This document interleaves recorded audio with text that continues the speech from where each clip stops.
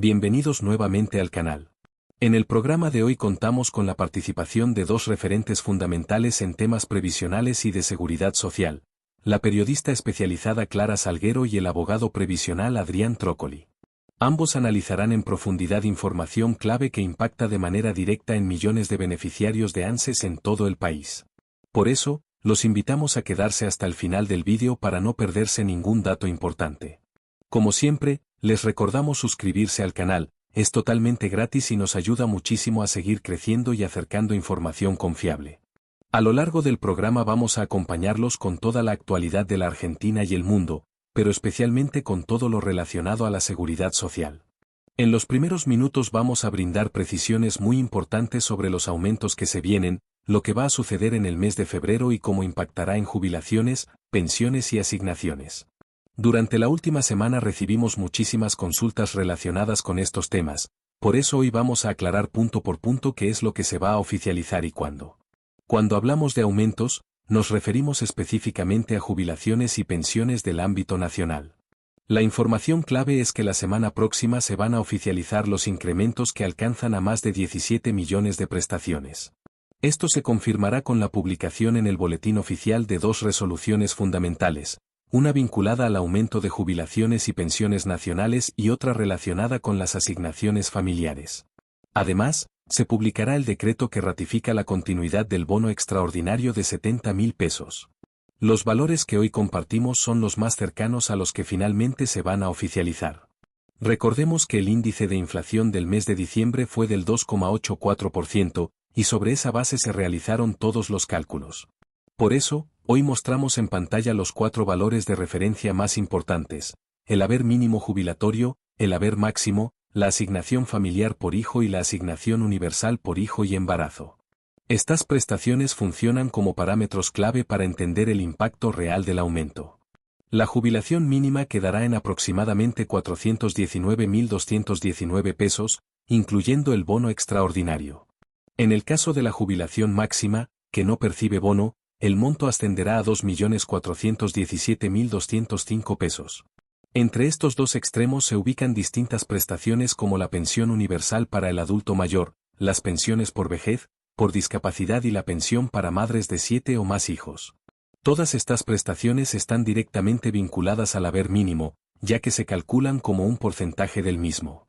La PUAM representa el 80% de la jubilación mínima vigente, la pensión para madres de 7 o más hijos equivale al 100% del haber mínimo, mientras que las pensiones por vejez y discapacidad representan el 70%.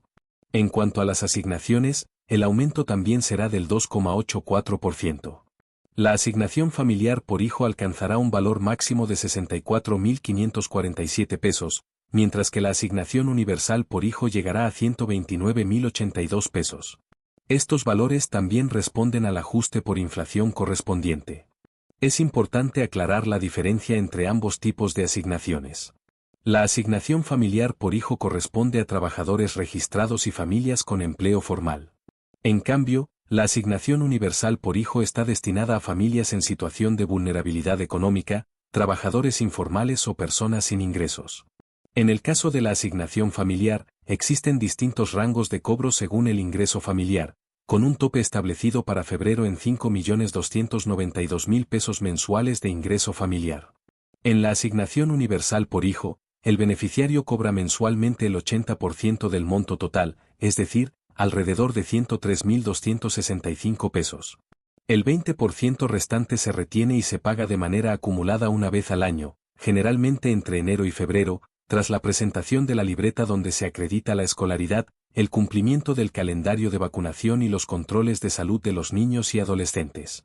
Este sistema se mantiene vigente durante 2026 sin modificaciones. En cuanto al cronograma de pagos de febrero, comienza el día 8 y se extiende hasta el 27. Jubilaciones y pensiones nacionales se abonan en tres grupos: primero las pensiones no contributivas, luego jubilados y pensionados con haberes que no superan el mínimo vigente, por último, quienes superan ese monto. Las asignaciones familiares y la asignación universal comparten el mismo calendario, y en el caso de la AUH se paga junto con la tarjeta alimentar, que por el momento no registra aumentos. Otro tema importante tiene que ver con el monotributo. Desde enero rige un aumento del 14,29% tanto en las escalas de facturación anual como en los aportes mensuales. Este porcentaje corresponde a la inflación acumulada entre junio y diciembre de 2025. El monotributo, al igual que el impuesto a las ganancias, se actualiza 2 veces al año. Además, se habilitó el periodo de recategorización, que estará vigente hasta el 5 de febrero y debe realizarse de manera online con clave fiscal. La recategorización alcanza a todos los monotributistas con más de 6 meses de inscripción. Deben analizarse los ingresos brutos, el consumo eléctrico, la superficie afectada a la actividad y los alquileres devengados. Están incluidos el monotributista puro, el que trabaja en relación de dependencia y el monotributista jubilado. En este último caso, el jubilado no paga obra social dentro del monotributo, ya que ésta se descuenta directamente de su haber previsional, pero sí abona el componente impositivo y previsional. En el caso de jubilados pertenecientes a cajas especiales, solo pagan el componente impositivo, mientras que los trabajadores en relación de dependencia que también son monotributistas pagan únicamente ese mismo componente. Reiteramos que el aumento del 14,29% impacta en todas las categorías, desde la A hasta la K. Es fundamental realizar correctamente la recategorización para evitar sanciones futuras y mantener la situación fiscal en regla frente a Arca. Otro eje central del programa es el impuesto a las ganancias. Muchas personas dudan sobre realizar horas extras por el impacto del impuesto, pero existen múltiples deducciones que permiten aliviar la carga fiscal. Entre ellas se encuentran las cargas de familia, incluyendo cónyuges o convivientes debidamente acreditados, hijos e hijastros hasta los 18 años y sin límite de edad en el caso de hijos con discapacidad.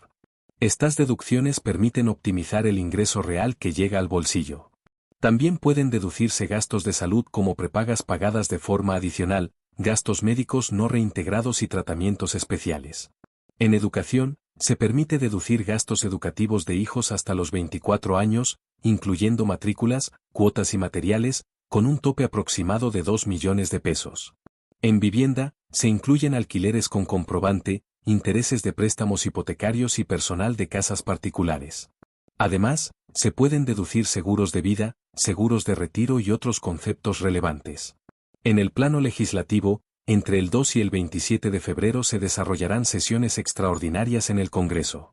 Allí se tratarán proyectos como la reforma laboral, la ratificación del Acuerdo Mercosur-Unión Europea, la ley de glaciares y designaciones diplomáticas.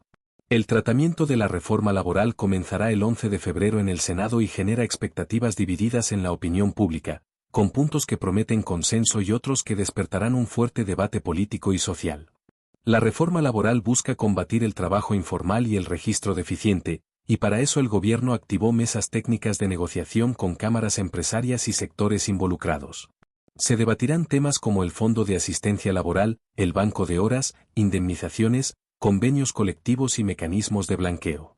Según los especialistas, existe una sociedad polarizada, pero también un sector que acompaña estas reformas como parte de un cambio cultural impulsado tras las últimas elecciones. En el consultorio previsional se respondieron dudas frecuentes de la audiencia. Se aclaró que las pensiones no contributivas son incompatibles con el trabajo registrado, que los jubilados pueden trabajar en blanco sin perder el beneficio, que quienes viven en el exterior deben acreditar supervivencia una vez al año y que la PUAM solo se otorga a partir de los 65 años. También se confirmó que los aumentos alcanzan a todas las escalas de jubilaciones y pensiones nacionales sin excepción. De esta manera llegamos al final del programa. Queremos agradecer especialmente a Clara Salguero y a Adrián Trócoli por su tiempo, su compromiso y la claridad de sus explicaciones. Gracias a ustedes por acompañarnos hasta el final. Si este contenido les resultó útil, los invitamos a dejar su like, suscribirse al canal y activar la campanita para no perderse ninguna actualización. Nos reencontramos en el próximo vídeo con más información clave para cuidar el bolsillo y los derechos de todos.